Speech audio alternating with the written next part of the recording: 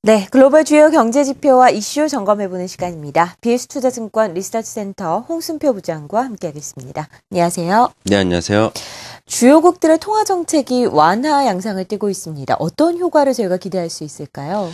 예, 사실 지난 2008년 세계 경기가 글로벌 금융위기로 인해서 침체기에 빠져들면서 미국, 유로존, 영국 등 주요국들은 공격적인 기준금리 인하를 비롯해서 완화적인 통화정책을 통해서 경기 침체기에서 벗어나고자 하는 노력을 경주를 했었습니다. 특히 주요국들은 경기 침체에서 벗어나기 위해서 강력한 재정정책도 구사를 했지만 결과적으로 재정 건전성이 악화될 수밖에 없었고요. 이에 따라서 통화정책 측면에서의 경기 부양의 중요성이 더욱 높아질 수밖에 없는 형국이었습니다. 이에 따라 OECD 국가 기준으로 볼 때 통화량은 유로존 재정 위기로 인해서 일시적으로 좀 둔화되기도 했었지만은 계속해서 작년 5월부터 11월까지 현재까지도 지속적으로 증가하는 양상을 이어가고 있습니다. 앞으로도 주요국들은 재정 건전성을 높여야 하는 상황임을 고려를 한다면 경기 부양을 위한 완화적인 통화 정책은 당분간 유지될 수밖에 없기 때문에 글로벌 통화량의 증가 추세는 앞으로도 지속될 수밖에 없을 것이라는 전망을 해볼 수 있습니다. 지역별로 보게 되면은 미국 같은 경우는 지난 2009년 3월에 1차 양적 완화 정책을 시작해서 2010년 11월에 두 번째 양적 완화를 단행을 했고 또 작년 9월에 매월 400억 달러 규모의 MBS 매입에 나선 이후에 올해부터 추가적으로 450억 달러를 더 매입하면서 매월 850억 달러 규모의 자산 매입에 나서면서 글로벌 유동성 확대에 미국이 주도적인 역할을 하고 있습니다. 그리고 유로존도 유로존 내 재정위기 확산을 저지하기 위해서 또 경기 회복을 도모하기 위해서 작년 9월 이후에 무기한적인 국채 매입 계획을 실행 중이고 영국과 일본도 각각 375억 파운드와 101조 엔 규모의 양적 완화 정책을 현재 시행 중이고 있습니다. 이와 같이 주요국들이 통화량을 팽창시키고 있는 것은 무엇보다도 이자율 하락 유도를 통해서 경기 회복 이런 부분들이 상당히 좀 중요하다고 인식하는 것을 보여주는 것이라고 볼 수 있겠는데요. 원론적으로 보더라도 통화량 증가는 이자율 하락을 가져오는 그런 상황입니다. 이자율 하락은 두 가지 측면에서 기업의 생산량 증대에 기여하게 되는 그런 효과가 있는데요. 우선 소비 측면에서 낮은 이자율은 미래를 위한 저축보다는 현재 소비율을 좀 더 높일 수 있고 또 대출 비용 감소를 가져와서 소비 여력을 확대시키는 효과를 가질 수 있습니다. 즉 수요가 강해질 경우에는 기업들의 생산량 증대 요인이 높아지면서 고용을 유발하게 되는 등 이런 경기 전반에 긍정적인 효과를 기대할 수 있다는 것이 장점이고요. 네. 두 번째는 기업 측면에서 낮은 이자율은 자본 조달 비용을 어느 정도 낮게 하는 효과가 있다는 점을 들 수 있습니다. 낮은 자본 조달 비용은 설비 투자 확대를 거쳐서 다시 생산량 증가를 도모하게 된다는 측면에서 역시 경기 회복에 상당히 긍정적인 효과를 가져올 수 있다고 볼 수 있습니다. 네, 통화 정책의 완화, 경기 회복에 대한 기대감을 갖게 한다라고 말씀을 하셨는데요. 이런 주요국들의 완화적인 통화 정책이 위험 자산에는 어떤 변화를 가지고 올게 될까요?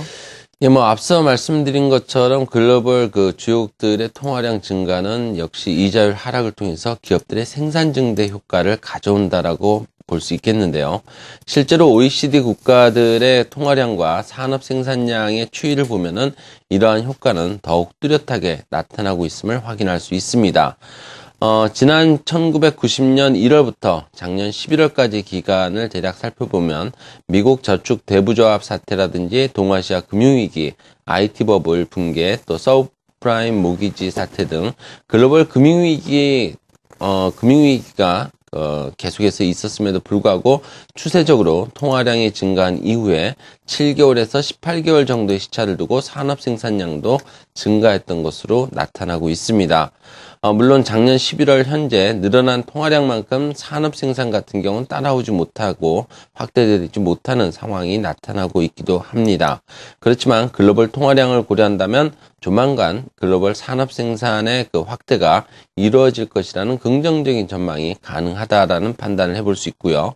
최근 나타나고 있는 미국이라든지 중국의 경기 회복 기대감과 더불어서 유럽에서의 그 독일 산업 생산 개선 가능성 등이 이런 부분들을 좀 가능성을 높여주고 있다라고 판단을 해볼 수 있습니다. 그리고 산업 생산의 증가는 또 소비자 물가 상승 압력으로 이어질 수 있다는 그런 우려감을 가질 수도 있겠는데요. 수요와 공급 측면에서 미스매시가 발생할 수 있다는 점이 그러한 가능성을 높여줄 수도 있습니다. 실제로 지난 1990년 1월부터 작년 11월까지 기간을 보면은 산업 생산 흐름에 대략 3개월에서 17개월 정도의 시차를 두고 소비자 물가 흐름은 후행하는 모습을 보여주고 있습니다. 이런 결과들을 고려를 한다면 작년 11월 기준으로 현재 상당히 낮은 수준에 위치하고 있는 소비자 물가 상승은 산업 생산의 상승 반전이 이루어진 이후에나 가능할 것이라는 예상을 해볼 수 있습니다. 결국 이상과 같은 좀 결과들을 정리를 해본다면 글로벌 통화량의 증가 추세는 당분간 지속될 가능성이 높고 이에 힘입어서 현재 하락 추이를 보이고 있는 글로벌 산업 생산의 플러스 반전 가능성은 상대적으로 높아지고 있는 상황이라고 볼 수 있겠고요.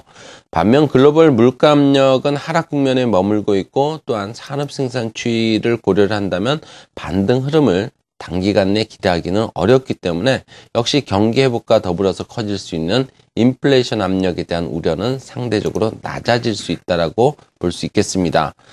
즉 지금은 산업 생산 증가율이 물가 상승률보다 높게 나타날 여지가 높은 국면이기 때문에 기업 이익 측면에 대한 기업 이익 증가에 대한 기대감이 주가에 연결될 수 있는 시기라고 판단을 해볼 수 있습니다. 실제로 1990년 1월부터 작년 11월까지 기간 중에 산업 생산이 물가 압력보다 높게 나타난 국면에서 주가 지수의 수익률이 채권 수익률보다 좋았던 것으로 분석이 되고 있고요.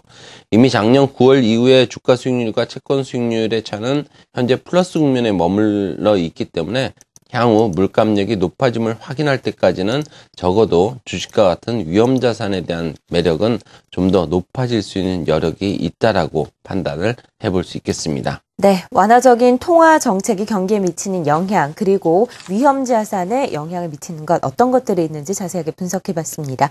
BS투자증권 리서치센터 홍순표 부장과 함께했습니다. 말씀 고맙습니다. 네, 감사합니다.